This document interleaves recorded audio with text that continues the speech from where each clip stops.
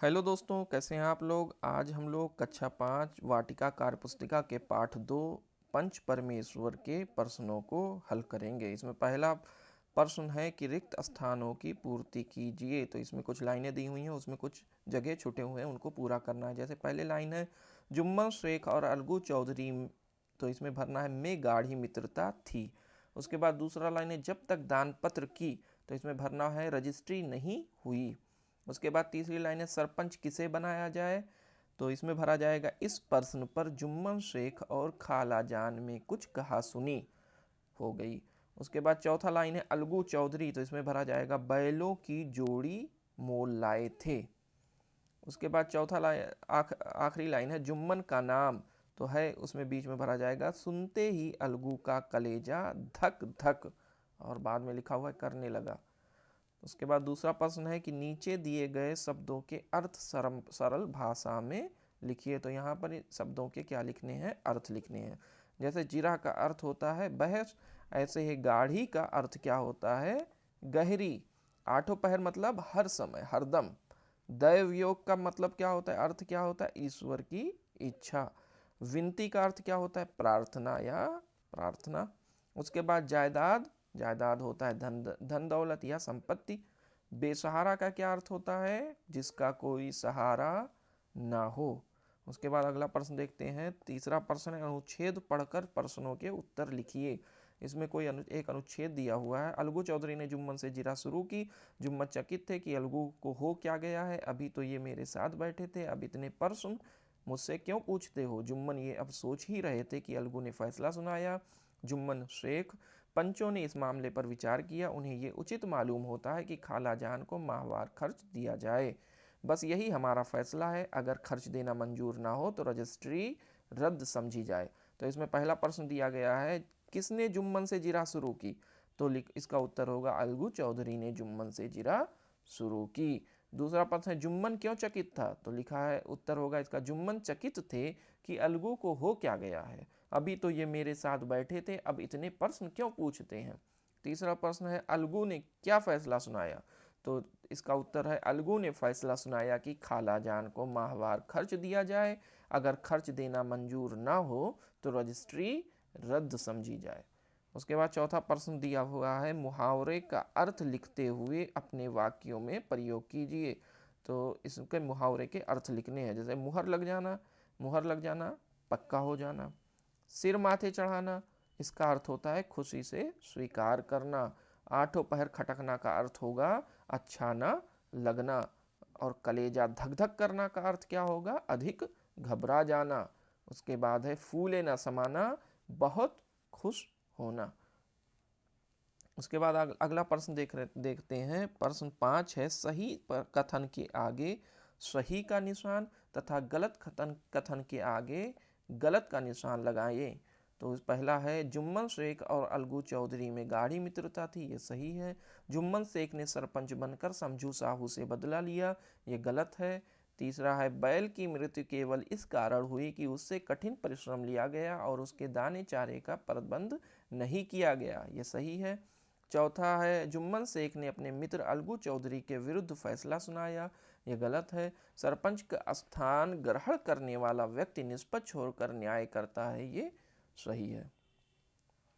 उसके बाद छठा है निम्नलिखित तद्भव शब्दों के तत्सम रूप लिखिए। तो तत्सम रूप वो कौन से होते हैं, संस्कृत के शब्द जो होते हैं जो हिंदी में प्रयोग किए जा रहे हैं। जैसे निबाह, निबाह एक तद्भव शब्द है, इसका तत्सम रूप क्या है, निर्वाह। ऐसे निठुर, निठुर एक तद्भव शब्द है, इसका तत्सम रूप क्या है, निष्ठुर।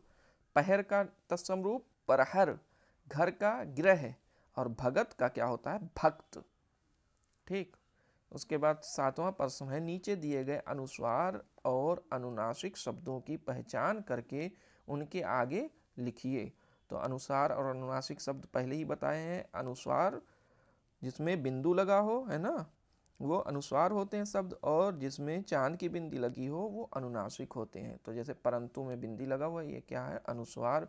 प्रबंध अनुस्वार, पंचायत अनुस्वार, और लूंगी क्या है, अनुनासिक। रोटियां अनुनासिक, पसंद क्या है, अनुस्वार है, और चढ़ाऊंगी क्या है, अनुनासिक। उसके बाद अगला प्रश्न है, विलोम शब्दों का मिलान कीजिए। तो विलोम शब्द या उसके विपरीत शब्द, अर्थ वाले शब्द, विपरीत अर्थ वाले शब्द, जैसे सत्य, सत्य के विपरीत अर्थ वाला शब्द क्या है? असत्य। तो सत्य को किससे जोड़ दिया? असत्य से। अंत को, अंत का विपरीत अर्थ कौन दे रहा है? प्रारंभ। ऐसे संध्या शाम को कहते हैं, ऐसे उषा जो होता है वो सुबह के काल को कहते हैं, सूरज उगने का समय। ऐसे वृद्ध बूढ़े को कहते हैं, तरुण जवान को कहते हैं। उचित का क्या हो जाएगा? उल्टा अर्थ, विपरीत अर्थ अनुचित। परिश्रम का क्या हो जाएगा? आलस्य। उसके बाद 9वां प्रश्न है, नीचे दिए गए वाक्यों को शुद्ध कीजिए। तो वाक्य को शुद्ध करना है।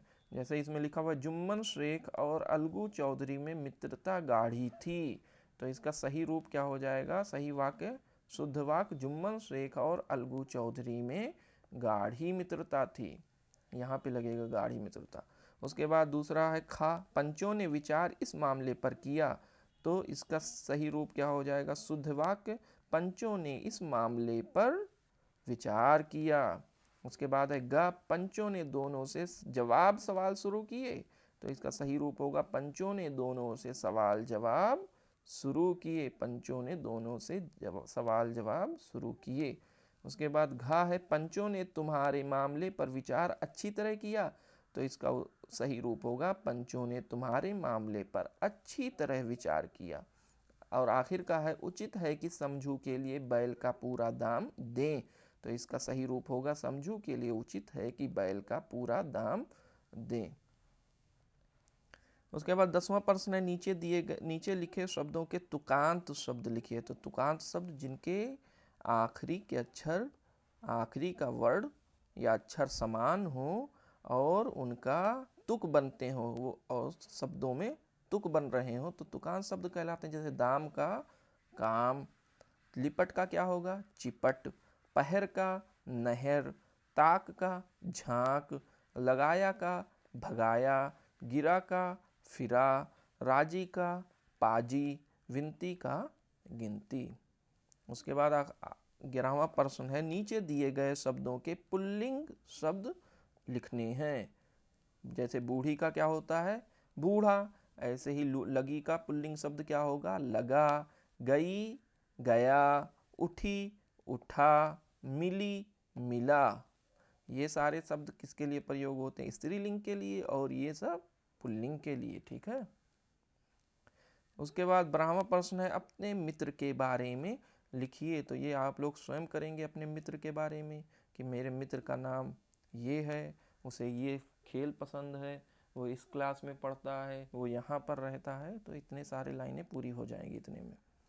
उसके बाद 13वां प्रश्न है, निम्नलिखित शब्दों में आ उपसर्ग लगाकर विलोम बनाइए। तो उपसर्ग क्या होता है? जो किसी शब्द के पहले लग करके और शब्द के अर्थ को परिवर्तित कर देता है, क्या कहलाता है? उपसर्ग, है ना। तो आ उपसर्ग लगाना है, मतलब शब्द के पहले हमें आ लगा करके उसका विलोम बना देना है, विलोम बन जाएगा वो। जैसे सत्य, सत्य मतलब सच होता है, असत्य माने क्या होता है? झूठ। तो ये आ लग करके, आ क्या है यहाँ पे पहले लगा हुआ है शब्द के, ये क्या है? उपसर्ग। और उपसर्ग पहले लग करके यहाँ पे इसने अर्थ को, शब्द के अर्थ को ही परिवर्तित कर दिया। जैसे पहले था सत्य, सत्य का मतलब सच, और उसको बिल्कुल उल्टा कर दिया, विपरीत अर्थ देने लगा आ लगने पे, तो असत्य हो गया, मतलब झूठ। तो ये हमें आ उपसर्ग लगा करके उसका विलोम बनाना है। जैसे मर तो अमर, पूर्ण अपूर्ण हो जाएगा, समर्थ आ लगा देंगे तो असमर्थ हो जाएगा, कारण अकारण, सफल असफल हो जाएगा, और सामान्य का विलोम शब्द आ लगाने पे क्या हो जाएगा? असामान्य। तो इस तरीके से ये दूसरा पार्ट भी पूरा हुआ। तो आप लोग चैनल को लाइक और सब्सक्राइब करें और